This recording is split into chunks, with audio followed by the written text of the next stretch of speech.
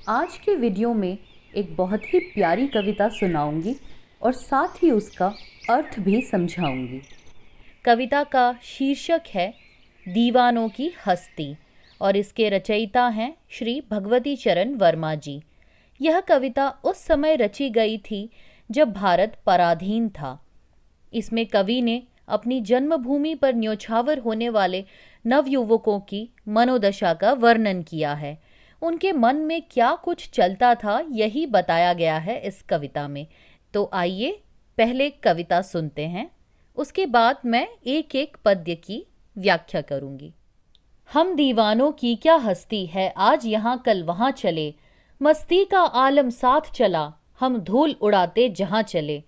आए बनकर उल्लास अभी, आंसू बनकर बह चले अभी, सब कहते ही रह गए अरे, तुम कैसे आए कहाँ चले।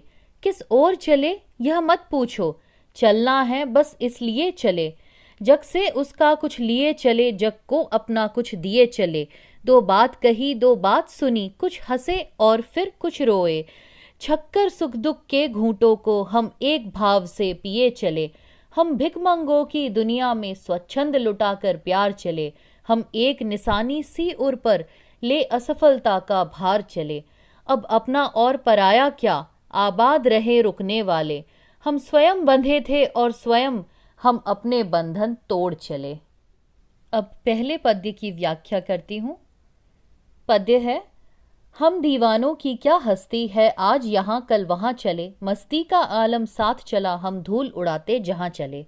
इन पंक्तियों में कवि उन नवयुवकों के दृष्टिकोण से कह रहे हैं जो स्वभाव से तो मस्त मौला है, पर उनके लिए देश को स्वाधीनता दिलवाना ही जीवन का लक्ष्य है।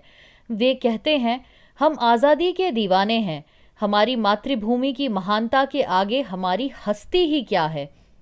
हम तो निरंतर सफ़र कर रहे हैं, हमारा कोई ठिकाना नहीं है, पर हम जहाँ भी जाते हैं वहाँ सब में जोश और मस्ती भर देते हैं और उनमें भी अपनी दीवानगी जो देश के प्रति है उसे भर देते हैं।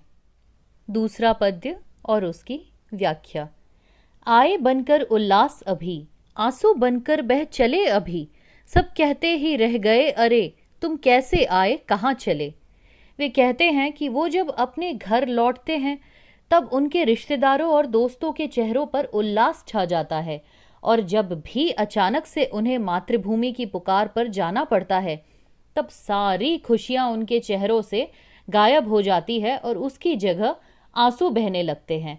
सब कहते ही रह जाते हैं कि अभी तो आए थे और फिर से चल पड़े, पर वो रुक नहीं सकते क्योंकि उन्होंने तो स्वयं के जीवन को मातृभूमि के नाम कर रखा था। वो कभी भी कहीं भी कोई भी ज़रूरत होती थी तो घर बार नहीं देखते थे। तीसरा पद्य और उसकी व्याख्या। किस ओर चले यह मत पूछो, चलना है बस इसलिए चले, जग से उसका कुछ लिए चले, जग को अपना कुछ दिए चले।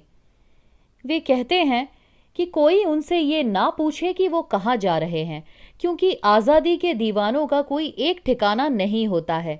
उनका जो लक्ष्य है भारत को स्वाधीन करवाने का, उस तक पहुँचने के लिए जो भी राह मिले उसमें वो चल पड़ेंगे।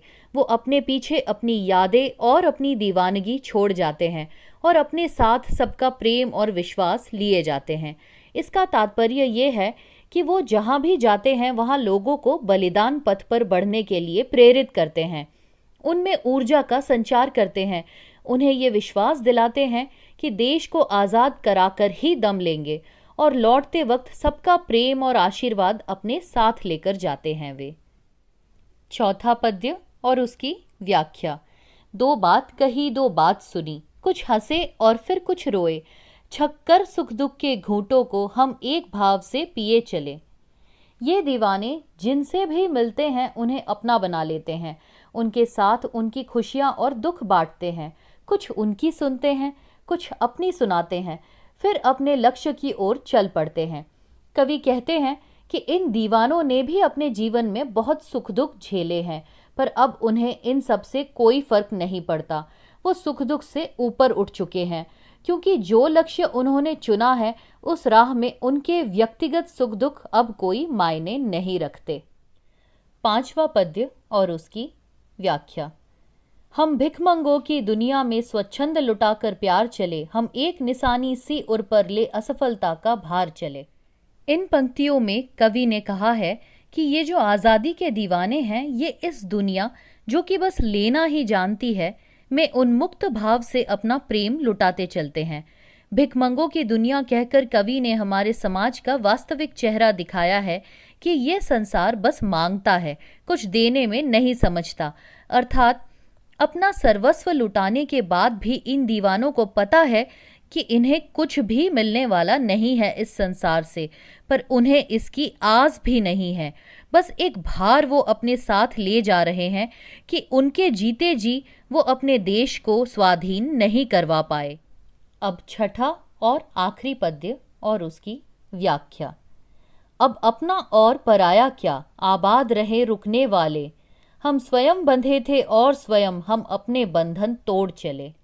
कवि कहते हैं कि ये आज़ादी के दीवाने जानते हैं कि जो राह उन्होंने चुनी है वो बलिदान मांगती है।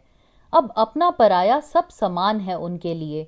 वो सभी से सारे बंधन तोड़कर अब बलिदान की राह पर बढ़ चले हैं।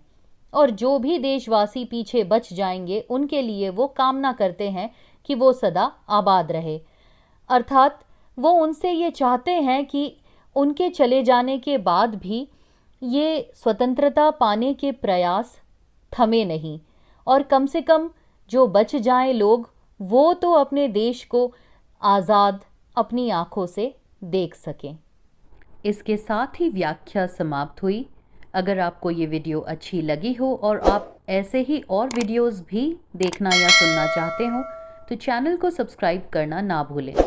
मैं सोनिया अडवाणी जल्द लौटूंगी एक और ऐसे ही वीडियो के साथ। तब तक के लिए विदा दीजिए। नमस्कार।